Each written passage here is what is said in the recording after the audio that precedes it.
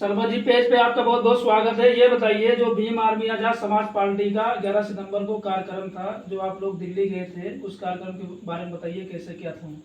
पहले तो मैं आपका बहुत बहुत धन्यवाद आभार व्यक्त करता हूँ कि जी। आपने हमें समय दिया जी। हमें अपनी बात रखने का, इसके लिए आपको बहुत बहुत धन्यवाद। जी। और 11 सितंबर की रैली में हम लोग अपने संजय राउत जिला अध्यक्ष जी के साथ मिलकर के अयोध्या जंक्शन से हजारों की संख्या में अपनी टीम के साथ पहुँचे और वहाँ से अयोध्या से दिल्ली को रवाना हुए। और दिल्ली में पहुँचने के बाद रैली में स्टेडियम इंदिरा गांधी स्टेडियम में पहुंचकर राष्ट्रीय अध्यक्ष ने हमसे मुलाकात किया और सभी का आभार और धन्यवाद व्यक्त करते हुए बहुत बहुत बधाई दी। भीम आर्मी का जो दिल्ली में कार्यक्रम था, उस कार्यक्रम में आप लोग गए थे। वहाँ पे जाने के बाद में आप लोग को क्या महसूस हुआ, क्या आश्वासन मिला? हमको आश्वासन ये मिला आश्वासन ये मिला कि अब जो हमारे छोटी जातियों पर अत्याचार हो रहा है या और कुछ अदर जातियों को हो रहा है, ओबीसी एससी और सब जातियों को हो रहा अत्याचार, उसी के बारे में चंद्रशेखर आज़ाद जी ने हम लोगों को राय दिया और बताया ऐसे ऐसे हम लोगों को लड़ना है, आगे का करना और आगे बढ़ाना है। जय भीम। जो ये हमारा दिल्ली का आंदोलन था, ये सब जो बहुजनों के ऊपर अत्याचार हो रहा है, जो हमारे ये पहले तो हमारी ये बीएसपी सरकार थी, हम लोग पहले उसमें जो है लगे थे और वो हमारे लिए काफ़ी काम भी किया है हमारे बहुजनों के लिए। तो इस अब वो रास्ते से भटक गई है, तो उस कारवां को जो है हमारे चंद्रशेखर आज़ाद जी, जिनको रावण भी कहा जाता है, आप जानते होंगे, वो इस कारवां को, बहुजन के कारवां को आगे बढ़ा रहे हैं। और ये अभी आप जानते होंगे या आपने सुना भी होगा कि जो बहुजनों का आरक्षण है, इसमें वर्गीकरण कर रहे हैं। तो उस वर्गीकरण को लेकर उसको अंग्रेजी में क्रीमी लेयर भी कहते हैं, जानते होंगे आप। तो इसलिए जो है हम लोगों को बांट रहे हैं।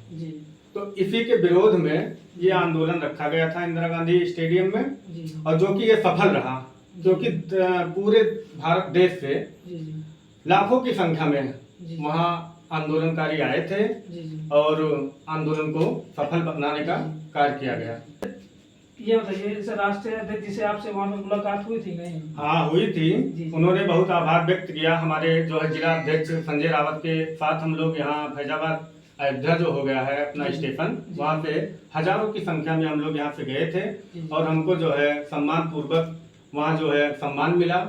उसके लिए हम उनको जो है तहे दिल से हार्दिक बधाई भी देते हैं, उनका जो है आभार व्यक्त भी करते हैं। समाज पार्टी के माननीय राष्ट्रीय अध्यक्ष चंद्रशेखर आजाद जी नगीना सांसद बनने के बाद में मिल्कीपुर उपचुनाव में जो 4 अगस्त को कार्यक्रम हुआ था, उसके बारे में हमें कुछ विस्तार से बताइए, कैसे किया था। और जो मिल्कीपुर विधानसभा में उपचुनाव जो होना है, क्या आजाद समाज पार्टी अभी तक अपने प्रत्याशी की घोषणा कर चुकी है कि नहीं?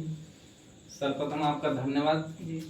और ये अगर 4 अगस्त की बात की जाए तो हमारे माननीय सांसद नगीना के जो आए थे वहाँ पे, आप शायद अगर आए होंगे तो आपने देखा होगा वहाँ पे हजारों से ऊपर भीड़ थी। इसका मतलब है लोग उन्हें पसंद कर रहे हैं। और तभी मतलब प्रत्याशी का कोई निर्णय नहीं हुआ, लेकिन ये है कि मंथन चल रहा है। क्या नाम है आपका? मेरा नाम राजा राम है। मैं सोहावर ब्लॉक का अध्यक्ष हूँ। और वहाँ पे पहुँचे, उसके बाद में लगभग 7 बजे पहुँच गए थे अपने साथियों को लेकर। और लगभग वहाँ पे भीड़ बहुत ज़्यादा थी, लगभग लाखों से ज़्यादा थी। लगभग मान के चलिए कितने लोग वहाँ पे, कितने कार्यकर्ता आजाद समाज पार्टी के आंदोलन में आए थे? लगभग 2.5 से 3 लाख। हाँ, लगभग 2.5 से 3 लाख लोग थे।